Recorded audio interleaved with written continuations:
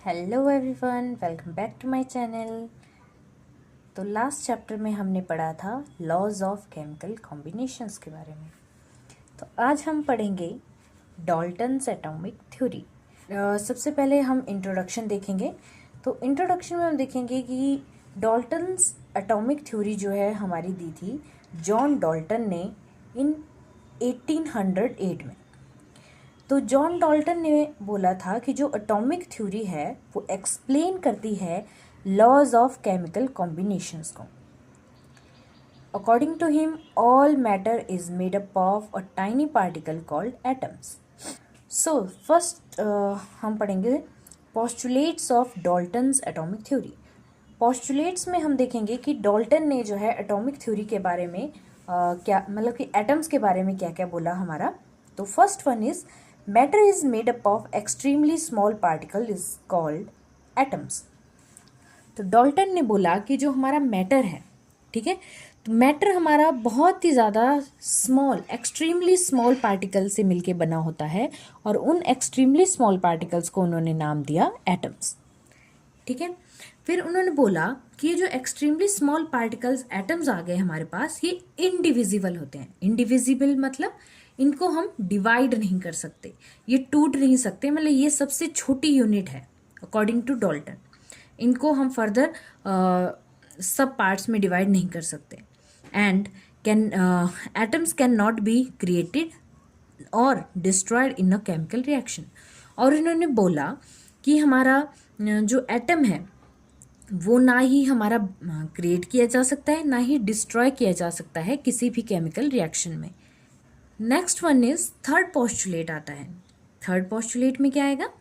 Third postulate बोलता है अब जो डाल्टन के जो एटम्स हैं, ठीक है, डाल्टन बोल रहा है कि जितने भी एटम्स हैं, all atoms of the same elements are identical in mass and properties. अब डाल्टन के अकॉर्डिंग जितने भी हमारे पास एटम्स हैं उनके अंदर जो एलिमेंट होंगे वो सेम होंगे, एक जैसे होंगे, आइडेंटिकल होंगे, ठीक है, और उनका जो मास और जो प्रॉपर्टीज होंगी वो भी सेम टू सेम होंगी, ठीक है।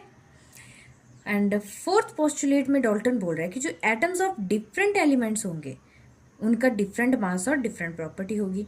फिफ्थ पोस्टुलेट में आएगा atoms combine in a simpler whole number ratios to form compounds. अब डाल्टन बोल रहा है कि जो एटम है उनको हम क्या करेंगे, कंबाइन करेंगे सिंपलर होल नंबर रेशियो में, और वो हमें क्या दे देंगे, कंपाउंड दे देंगे।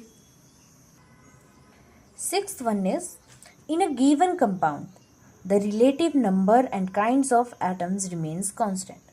अब बोल रहे हैं कि कोई गिवन कंपाउंड है उसमें जो नंबर होंगे और जो काइंड्स ऑफ एटम होंगे वो भी कांस्टेंट होंगे। Seventh postulate is chemical reactions involves only the rearrangement of atoms. अब बोल रहे हैं कि जो केमिकल रिएक्शंस हैं वो इन्वॉल्व करेंगे सिर्फ किस में, रीअरेंजमेंट ऑफ एटम्स में, और कुछ नहीं काम करेंगे, वो सिर्फ एटम्स की रीअरेंजमेंट करेंगे। डाल्टन के पोस्टुलेट जो है कहीं ना कहीं हमारे लॉज ऑफ केमिकल कॉम्बिनेशंस को सपोर्ट कर रहे हैं।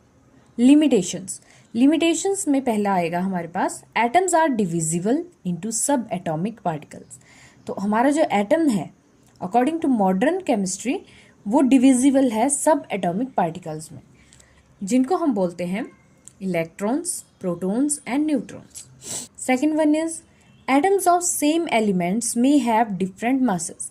अब हमारे पास डाल्टन ने बोला था कि अगर सेम एलिमेंट होंगे तो सेम ही उनका मास और प्रॉपर्टी होगी, लेकिन ऐसा नहीं होता है। कई बार क्या होता है, हमारे पास एटम्स जो हैं वो सेम एलिमेंट होते हैं लेकिन उनका जो मास होता है वो डिफरेंट होता है, जिसको हम आइसोटोप बोलते हैं, ठीक है। फिर थर्ड लिमिटेशन आ गई, atoms of different elements can have same mass, जो कि हमने पीछे पढ़ा कि डाल्टन बोल रहा है कि हमारे पास जो डिफरेंट एलिमेंट्स हैं उनका डिफरेंट मास और प्रॉपर्टी होती है, लेकिन ऐसा नहीं होता। कई बार हमारे पास क्या होता है, डिफरेंट एलिमेंट्स होने के बावजूद भी हमारे पास जो मास होता है वो सेम होता है, जिनको हम आइसोबार्स बोलते हैं।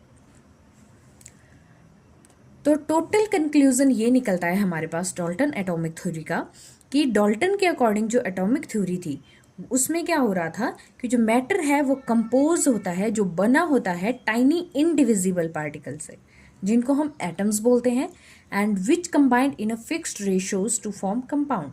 और उसके अकॉर्डिंग क्या है कि हम इनको इसमें जो है उन एटम्स को फिक्स्ड रेशियो में कंबाइन करते हैं और वो हमारे पास हमें कंपाउंड बना के देते हैं। इसमें कुछ कमियां थी जिससे अगर हम आज की मॉडर्न जो हमारी केमिस्ट्री है उसके हिसाब से जो है ये कुछ बातें इसकी गलत साबित हुई। तो ये थ्योरी हमारी कुछ चीज़ों को जो है वो सपोर्ट नहीं कर रही है अकॉर्डिंग टू मॉडर्न केमिस्ट्री।